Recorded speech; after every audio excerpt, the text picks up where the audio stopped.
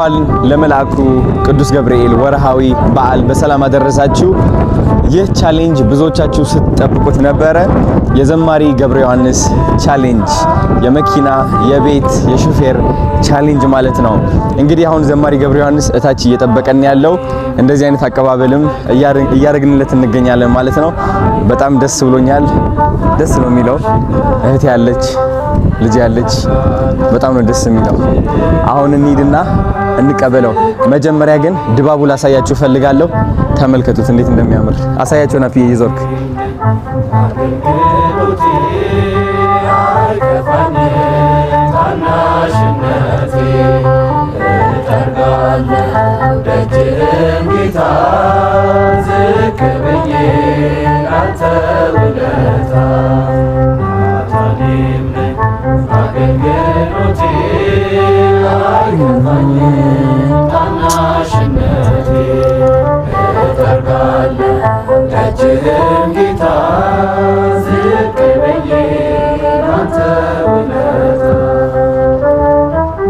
በጣም ደስ ይላል።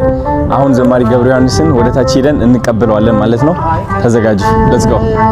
አሪፍ ጋይስ፣ አሁን መኪና ውስጥ ሆኖ እየጠበቀኝ ነው። በጣም ብዙ የምጠይቀው ጥያቄዎች አሉ። በጣም ብዙ እውነት ልንገራችሁ፣ ካናዳ አርቃኛለች ከሃይማኖት። ስለዚህ ዛሬ የምቀርብበት ቀን ነው እና ብዙ ምክር እቀበላለሁ ከሱ። ዋው ችግር የለም፣ በዛ ይሻላል። እሺ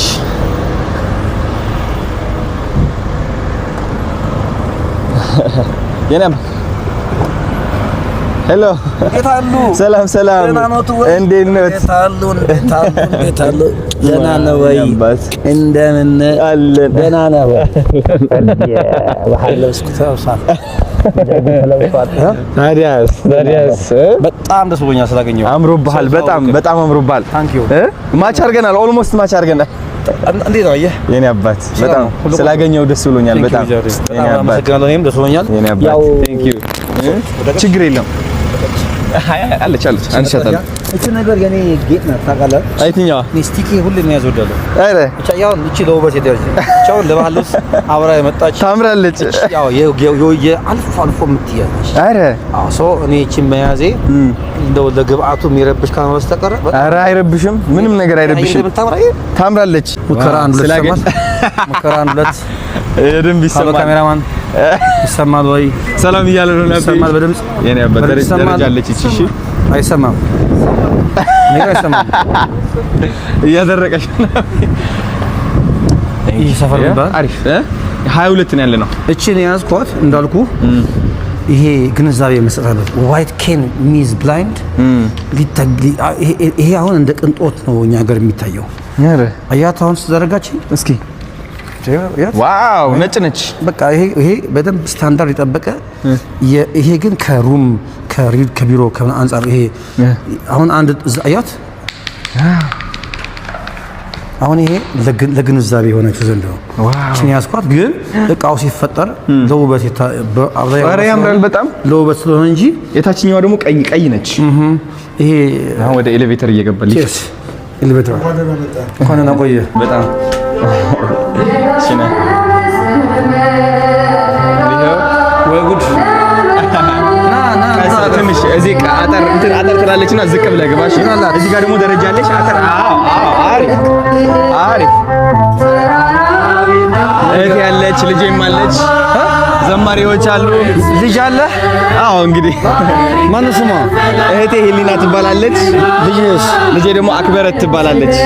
እውነት መቀሌ ነው የተገናኘ። አድርሰሃል እንደዚህ? አይ ከመቀሌ ነው የተገናኘ ነው። ኦኬ መቀሌ ተገናኘን። የወለድኳት ልጄ አይደለችም ግን ልጄ ነች። ከዛም በላይ ነው እንዴ? የኔ አባት ዘማሪዎች አሉ። ይበቃናል። ታዲያስ ቁጭ ላር እስቲ የኔ አባት እዚህ ጋር ባይዞር እዛ ታንክ ዩ። እሺ ነው ቁጭ በላ። መዝሙር ይለቅስ። እሺ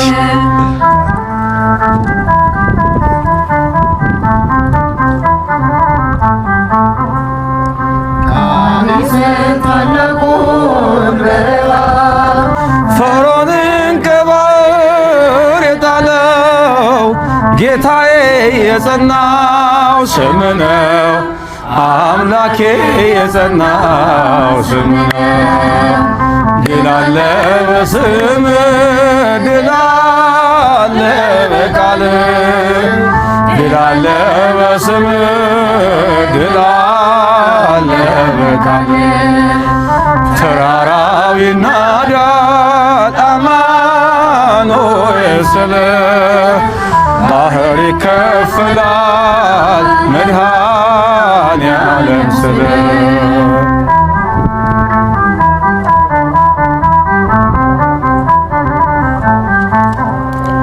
በእልልታ ቢፈርስ ኢያሪኮ ጠላትም ቢወድቅ ተማርኮ ቢሰጠን ለእኛ ከተማው የሆነው ሁሉ ካንተ ነው የሆነው ሁሉ ባንተ ነው ድል አለ በስምህ ድል አለ በቃልህ ተራራው ይናዳል አማኑኤል ስለ ባህር ይከፈላል መድኃኔዓለም ስለ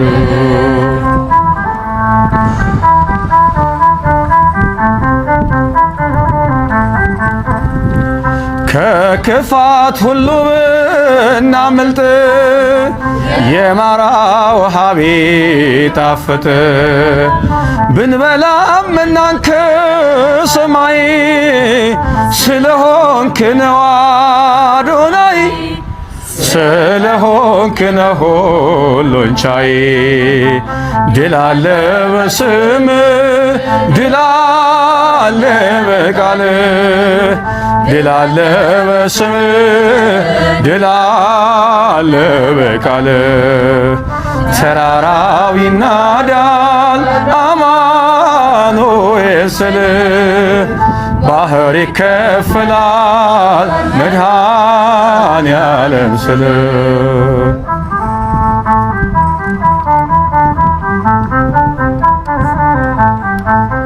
አመሰግናለሁ። በጣም ነው የምታምሩት። ቴንክ ዩ ሂሌ በቃ ዘሐፍቴ ማለይ ከፈብሊ አይዞህ አይዞህ ቀስ አኸረት የለ ከፈብሊ ሽን ጽቡ ንዕነ ብድሕሪና ኹና ንዒ ንዕላ እዚኣ ማሕለፈለ ዜር ክንዕና ይኽን ኢና ባት እንደምን አለ እግዚአብሔር ይመስገን ደህና ነኝ በጣም ደህና ነኝ። ዛሬ እንግዲህ የተገናኘ ነው የመኪና ሹፌር እና የቤት ቻሌንጅ ለማስጀመር ነው። እኔም በጣም በአቅሜ እየጣርኩኝ ነበረ ደግ ባለሀብቶችን ለማግኘት ለመድረስ እየሞከርኩኝ እየደወልኩኝ ነበርና በጣም ደስ ብሎኛል። መኪናና ሹፌር የሚገዙ ካምፓኒ ተገኝተዋል። በጣም ደስታ ተሰምቶኛል። ጾም ሆነ ይልልን አይሎ ቀውጤና አይኖ ጾም ሆነና እንዳውም ቅድም እግረ መንገድህን አጨበጨብኳል ትንሽ ለምዶብኝ እጄ ደግሞ አንዱ ክራር አንዱ ማይክ ስለያዘ የት ላርገውና በትንሹ እንዲች አድርጌ ነበር። ስርዓቱን ስላፈረስን ይቅርታ እንጠይቃለን። እግረ መንገዳችን ይቅርታ እንጠይቃለን። እኔ መጠየቅ የምፈልጋቸው ጥያቄዎች አሉ።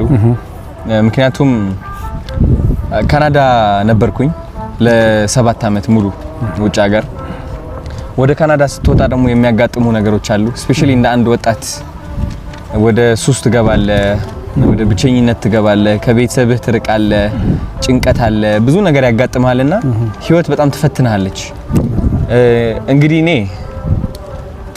አሁን ባለሁበት ሁኔታ ከሃይማኖቴ ራቅ ብያለሁ እና እንደ አንድ ሁሉም የሚያቅ ሳይሆን እንደ አንድ እንዳጠፋ ሰው ከሃይማኖቱ እንደራቀ ሰው እና እቺ ዓለም እንዳሸነፈችው ሰው ሆኜ ነው የቀረብኩት። ጥያቄዎችም ልጠይቅህና ምክርህንም ልሰማ እና የበለጠ ወደ መንፈሳዊነቴም ቀረብ እንድል ማለት ነው። እና እንደኔ ያሉ በህይወት በዓለማዊ ህይወት የተሸነፉ ስፔሻሊ ካናዳ በነበርኩበት ጊዜ በሱስ የተሸነፉ የህይወት መንገድ የጠፋባቸው ሰዎች ምን አይነት ምክር ትሰጣለህ? አዶናይ በጣም በዛ አጋጣሚ ስላገኘሁ ነው ደስ ብሎኛል። ስለዚህ በጎነትህም አጋጣሚው ተጠቅሜ ይሄንን በጎ ነገር በልብህ ያስቀመጠ እግዚአብሔር መንፈስ ቅዱስ ስሙ የተመሰገነ ይሁን። ምክንያቱም ይሄን የሚያሳስብ እግዚአብሔር ካልሆነ በስተቀር ካንተ በላይ ብዙ ማድረግ የሚችሉ ሰዎች አሉ። ማለትም ኢቭን አንተ የሄድክበት ያለውን የሚዲያም አቅም ከዛ በላይም ሰዎች ኖሩ ይችላሉ። ነገር ግን በበጎ ስራ ውስጥ ተሳትፈሃልና ደግሞ እንደ አንድ እድለኛ ሰው ደግሞ እኔን በዚህ መልኩ ደግሞ በኔ በኩል እንድትሰራ አንደበት ላይ አእምሮ ላይ ይሄን በጎ ነገር ያስቀመጠ መጀመሪያ ስሙ ይመስገንና እኔ እንግዲህ የምክር ሰው ብዙ አይደለሁም። ያው እንደምታውቀው አንድ ታለንት አለችኝ ወይም አንድ መክሊት አለችኝ። እሷም እግዚአብሔር ያደረገልኝን በዜማ በተወሰነ ነገር አመስግኖ ማለፍ ነውና ከኔ ብዙ ምክር አትጠብቅም። ያው ሰባኪያን መምህራን ሲሆኑ በደንብ አድርገው መጽሐፍ ቅዱስን ጠቅሰው ያስተምሩ ይችላሉ። እኔ ግን እንደው ምናልባት ምክር ሊባል ከቻለ እንግዲህ እግዚአብሔር በአንድም በሌላም ትላንት የነበርክበትን ነገር አስትቶ ወደዚህ በጎ ስራ አምጥቷል። ስለዚህ ከዚህ በኋላ ያንን እያስታወሱ ወደ ኋላ መቆዘም ጥቅም የለውም። ምክንያቱም እግዚአብሔር ከይቅርታ በላይ የትላንት በደላችንን በማያልቀው ምሕረቱ መጠን ካለፈልን ትላንት እያስታወሱ ወደ ኋላ የምንቆዘምበት ነገር አይኖርምና መጀመሪያ ትላንትን ከዚያ ከእስር ሆኖ ከሚያሰቃይ ከነበረው ቅድም ካልካቸው በጎ ያልሆኑ ተግባራት እንኳን በሰላም አውጥቶ ወደዚህ በጎ ነገር አደረሰ። ቀጥሎ ግን ከዚህ በኋላ ላትመለስ በዚህ መልኩ ላትጎዳ አንድ ጊዜ ፈቷል እግዚአብሔር ማለት ነው። ያ ስለሆነም ነው አሁን በሚገርም መንገድ እየታየህ ያለው። ቅድም ብያለሁ ካንተ በእድሜ የሚበልጡ ሰዎች ያረጉትን ነው አንተ እያረክ ያለው። ሚዲያውም ቢሆን ከዚህ በላይ ተደማጭ የሆኑ ሰዎች ላያረጉት ይችላሉ። ስለዚህ ከዚህ በኋላ አንተ ይሄን ነገር እያሰብክ እኔ እውነት በሌላን ጊዜ ስትናገር ሰምቻለሁ በጥቂቱ መሰለኝ ላትመለስ ከዚህ በኋላ ጠላት ላይ ጫወትብህ ሰይጣን ላይ ጫወትብህ ላትመለስ አንድ የፈቶህ አሁን በመናየው አዶናይ ስለገለጠ ከዚህ በኋላ የትላንቱ እያስታወስን ምንቆዝምበት ነገር አይኖርም። ነገር ግን እንደምክር ደግሞ የቆመ ሰው ሁሉ የቆመ ቢመስለው እንዳይወድቅ ይጠንቀቅ የሚል መጽሐፍ አለ፣ ቃል አለ። ሁሉ ጊዜኛ መቆማችንን ስናስብ መውደቅ ሊኖር ስለሚችል አጠንክረን እግሮቻችንን ከመሬት ላይ በመጥበቅ መጽሐፍ ቅዱስን አብዝቶ በማንበብ ጸሎትን በማድረግ የደረገልን ነገር አብዝተን በማሰብ ግን ከዚህ በኋላ ያ ነገር እንዳይከሰት ግን መከላከያ አጥር ይሆን ዘንድ እሱ ነው ማመክረህ። አሁን በመቆምህ ደስ ይል ይገባል። ነገር ግን ደግሞ እኔም አንተም ሁላችንም የቆምን ሲመስለን ድንገት መውደቅ እንዳይኖር ደግሞ ለጊዜ በጸሎት በጾምና በተጋድሎ ራሳችንን ማበርታት ግን ይኖርብናል። ስለ ትላንቱ ማንነት ግን ስለሰራ ላትፈታ ላትታሰር ከዚህ በኋላ የትላንቱን ማንነትን ከዚህ በኋላ ታሪክ ሆኖ እንዲቀር ደግሞ ስለረዳህ አምላካችንን እናመሰግነዋለን። አሁንም ግን መክረች ብቻ ናት። የቆመ ሰው ሁሉ የቆመ እንዳይመስለው መውደቅ ሊኖር ስለሚችል በጾም በጸሎት በተጋድሎ ማንም እንዳልሆንክ ራስህ ምንም እንዳልሆንክ የሚያደርግልህ እግዚአብሔር የሚሰራብህ እግዚአብሔር እንደሆነ ካሰብክ ከዚህ በኋላ ምን ነገር ሊመጣ እንደማይችል ነው ልመክርህ የምችለው። ሌሎችም ሰዎች ይሄን የምናወራውን ነገር አስተካክለው ቢሰሙ የሚመከሩ ይመስላል። ቅድም ብያለሁ የምክር ሰው አይደለሁም፣ ብዙም የንግግር ሰው አይደለሁም። የሚቀናኝ ዜማ ስለሆነ እንደው ሌላ ጊዜ በዜማ በግጥም ደግሞ ተከሽኖ ይሄን ዝማሬ ብንሰራው ሳይሻል አይቀርም። አዎ ደግሞ ድንገትም ስለተገናኘን ከዚህ በላይ ልናገር አልችልም። አዶናይ ቴንክ ዩ። ህይወት እንደ ዘማሪ ገብረ ዮሐንስ ምን ይመስላል? የቀን በቀን ውሎ እንዴት ነው የምታሳልፈው? ህይወት በጣም መልካም ነው። እግረ መንገድ አሁን ነገ ተጓዥ ነው ማለት ነው። ጎባ ብያለሁ አይደል? የኛ ኑሮ በየክፍለ ሀገሩ እየተንቀሳቀስን ቃለ እግዚአብሔርን በዜማ ማመስገን ነው። ቤተክርስቲያናችን በምትልከን መንገድ ዛሬ ጎባ ነገ ጎባ ሳምንት ደግሞ እግረ መንገዴን ሳምንት 15 ቀን መቀሌ ነበርኩ አይደል? ትዝ ካለ እዛም የነበርነው መንፈሳዊ ተግባራት ነው። የወንድማችን ዲያቆን አስመላሽ ይተባረክ የትግርኛ መዝሙር ነበረ፣ እሱን አስመረቅን። ያው በዛውም በዚህም መንፈሳዊ ተግባራት ስለሆነ አንዴ መቀሌ አንዴ ባሌ አንዴ አዲስ አበባ እየሄድን ነው የምንኖረውና ኑሮ በጣም በደስታ በተድላ በምስጋና ነው የምኖረው። ጥቂት ደግሞ እንደ ስጋ እረፍት ስለሚያስፈልገኝ 2-3 ቀን እረፍት አደርጋለሁ። ኦኬ በጣም ደስ ይላል። እንግዲህ በጣም ብዙ ሰዎች ሲቸገሩ የማያቸው መንፈሳቸው ያስገድዳቸዋል ወደማይፈልጉት ህይወት ውስጥ እንዲገቡ። አንዳንዱ ጭንቀት አለበት በጣም ህይወቱ በቃ ያለቀ የሚመስለው ተስፋ የቆረጠ እና አጠር ባለች ምክር ተስፋ ለቆረጡ ሰዎች ምትላቸው ነገር ካለ? ያው ቅድም የተናገርኩት ነገር እንዳለ ይሰመርልኝ። የምክር ሰው ወይም የዛ ሰው ባልሆንም መቼም ተስፋ እንደማይቆረጥ የኔ ህይወት ራሱ በቂ ነው። እኔ አሁን ዝም ብዬ ዛሬ ካንተ ጋር ለመገኘት የአንድ ጀንበር ወይ የአንድ አመት ጉዳይ አይደለም። ይሄ እንደምታውቀው ሌላው ቢቀር እንኳን አሁን ላለንበት ለመድረስ 15 አመት ያለማጋነን የፈጀ ጊዜ ነው ይወሰድ ነው። ከ15 አመት በፊት ገብረሃንስ ምን እንደነበረ አንተ አልነገርህም። ስለዚህ የትኛውም ነገር ይከብዳል እንጂ ሊነጋ ሲል ይጨልማል። ስለዚህ ተስፋ መቁረጥ ለየትኛውም ነገር መብት ስለማይሆን አንደኛ እግዚአብሔር የሚባል አምላክ አለ። እርሱ ደግሞ በሱ ፊት ሁሉ ነገር ትንሽና ቀላል ነው። ዛሬ እኔ ራሴን ለማጥፋት ዛሬ ከንቱ ነኝ እያልኩ የማስበው ገብረሃንስ ለእግዚአብሔር ግን ትንሽ እንደሆነ ማሰብ አለብን። በተረፈ ግን የትኛውም ነገር ከእግዚአብሔር በላይ አይደለም እና ሁሉም ሰው የሚመካ ቢኖር በእግዚአብሔር ይመካ ነው እንደተባለው። ለየትኛውም ችግራችን መብቴ እግዚአብሔር ጋር አለ። ሁሉም ሰው ቢጨንቀው ወደ ቤተ እግዚአብሔር መጥቶ እንባውን ቢያፈስ እግዚአብሔር የሚሰማ አምላክ፣ እግዚአብሔር የሚያይ አምላክ፣ እግዚአብሔር ሁሉን የሚችል አምላክ ነው። ስለዚህ ይሄንን በዚህ መንገድ ቢጠቀም ሰው እመክራለሁ። ምደግማት ግን እቺ እንደ ሌሎቹ መምህራንና ሊቃውንት ነገሮችን አሳክቶ የመናገር ጥበብ እኔ ጋር ስለሌለ የሚሰማው ሰው እንግዲህ አጣርቶ መስማት፣ ከዛ ከተናገርኩት ነገር ላይ ትንሽም ቢሆን ቆርጦ መስማት የሰሚው ፋንታ ነው። ይሄ ነው ልምችለው። ወደ ነው ብዙ ሰዎች መካሪ ነህ ይሉኛል። ያው ስመክር ህይወቴ ስለተቃና ሁሉም ነገር ስላስተካከልኩኝ ሳይሆን ካስተካከልኳት ከድሮ ማንነቴ ተነስቼ ነው ያረምኳትን ነገር የምመክረው።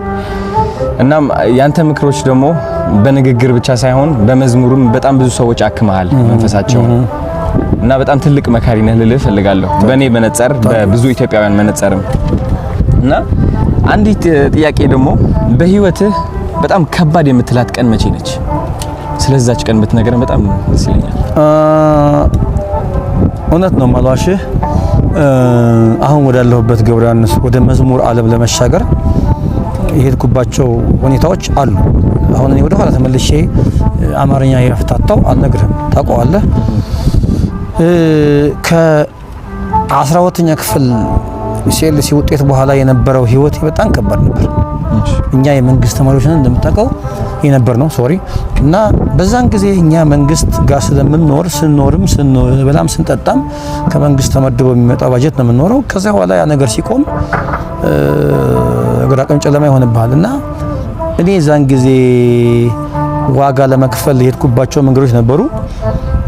በተለይ ግን ወደ መንፈሳዊ መዝሙር ለመስራት አልጋ ባልጋ ነበር ይመስለኝ። ቤተ እግዚአብሔር ጋር ስገባ ሁሉ ነገር ክፍት ነበር ይመስለኝ እና ጥቂት የዛን ጊዜ ያየኋቸው ፈተናዎች አልደብቅህም አሁን የማየውን ገብረሃንስ አሁን ያለውን ገብረሃንስ ይመጣል ብዬ ያላሰብኳቸው ቀናት ነበሩ። ይሄ በጣም ማረሳው ቀን ነው። እሱ ቀን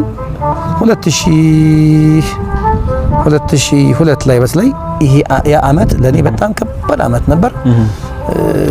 ምናልባትም ተስፋ ቆርጬም ወደ ለምንድነው ወደ ሌላ መንገድ ራሴን ማላየው ብዬ ያሰብኩባቸው ቀናት ነበሩ። እግዚአብሔር ግን ባንድ በሌላም መጥቶ አሁን የምናየውን ገብረሃንስ ሊቀርጽ ያችን አመት ተጠቀመብኝ። አሁን ዛሬ የምታየውን ሰው ታያለህ። ስለዚህ ያ ቀን እኔ ከኢሲኤልሲ ውጤት በኋላ ያለው ገብረሃንስን አሁን የምናየውን ለማግኘት የተከፈለው ዋጋ ለኔ የመጨረሻ ተስፋ የቆረጥኩበት ቀን ነው። ሰዎችም ተስፋ አድርጌ ነበር ማልደብቅ አሁን ከለከለ ያለህምና ወደ መዝሙርም ሲሻገር ወደዚህ ወደ ቤተ እግዚአብሔር ስመጣም ያግዙኛል ያልኳቸው ሰዎች ነበሩ። የዛን ጊዜ ግን የነበራቸው ሪስፖንድ መጠብቀው ያክል ስላልነበረ እኔ ከዛ በላይ ተስፋ ቆርጬ ጊዜ አልነበረ። ግን እንኳን ደግሞ ያንን ቀን ማየት ይጠቅመኛል። ከዛ እግዚአብሔር በሌላ በኩል መቶ ደግሞ ሰው አስነሳ እና አሁን ይሄን የምናየውን ገብረ ዮሐንስ ቀስ በቀስ ለማየት ደርሰናል። እና ያቺ 2002 ዓመት በተለይ በጣም ከባድ ዘመን ነበር። ዋው 15 ዓመት ያልኩ ነው። በጣም ብዙ ነገር አልፋል። ከዚህ ሁሉ ጥንካሬ በስተጀርባ ትልቅ ፈተና አለ። እሱን ፈተና ስላለፍክ ነው እዚህ ደረስከው። ዋው